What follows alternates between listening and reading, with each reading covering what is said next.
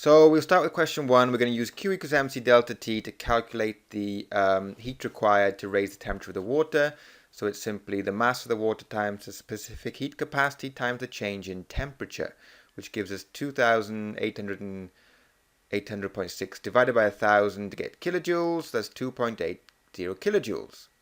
Next, we have to divide that by the mass of the food, which is 0.421. And don't forget the negative sign here, negative 6.65 kilojoules per gram. Moving on to the next question. Another type of lipid, you could either have a steroid, which is a sex hormone, for example, or you could have another example is a phospholipid, which they are used in cell membranes. Phospholipids, cell membranes. Moving on to explain why lipids have a higher energy content than carbohydrates. Lipids are less oxidized than carbohydrates. Okay, moving on to the difference between alpha and beta glucose. The OH groups are below the plane in alpha and above and below in beta.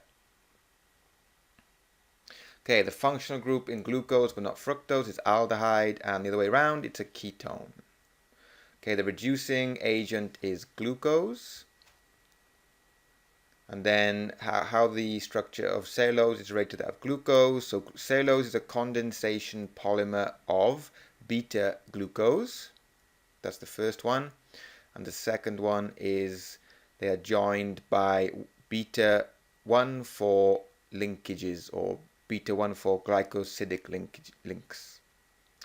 Okay, the cellulose cannot be digested by humans. Absence of the enzyme cellulase, and it's known as dietary fiber. And a condition, if you don't have enough, you could get something like constipation or hemorrhoids.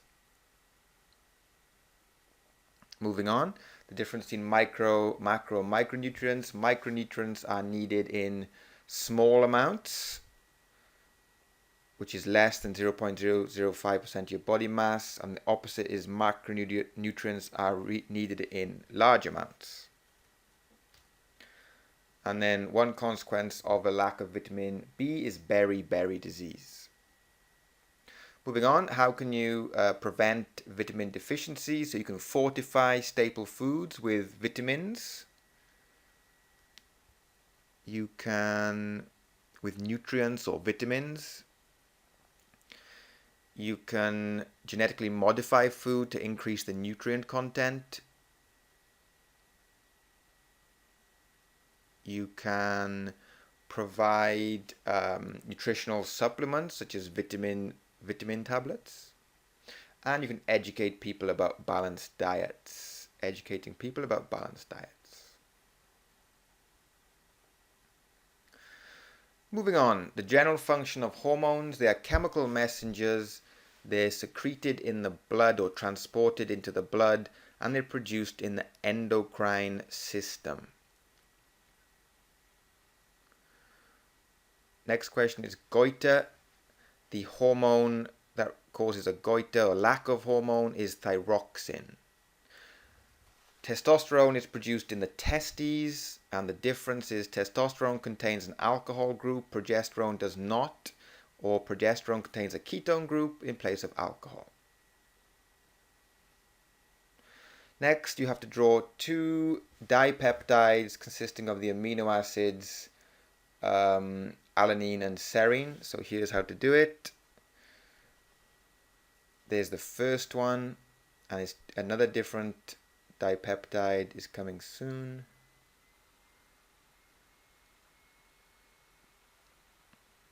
And there's the second dipeptide. So just switch the amino acids around, basically.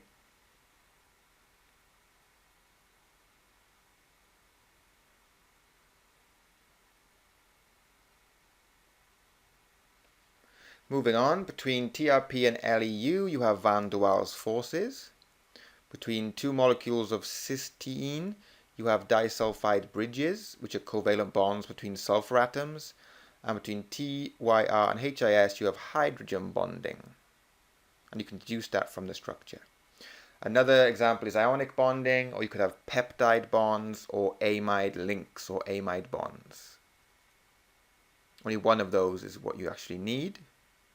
The quaternary structure is the interaction between chains or molecules to form a more complex structure.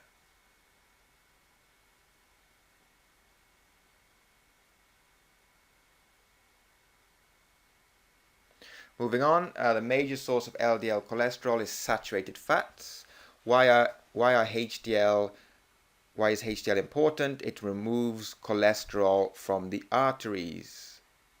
LDL deposits it in the arteries. Okay. The differences between omega-6 and omega-3, they're both unsaturated fatty acids. Linoleic acid has one less carbon-to-carbon double bond.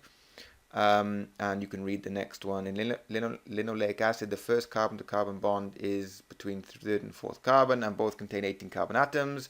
Why are they essential? They cannot be produced in the body. They must be obtained from the diet.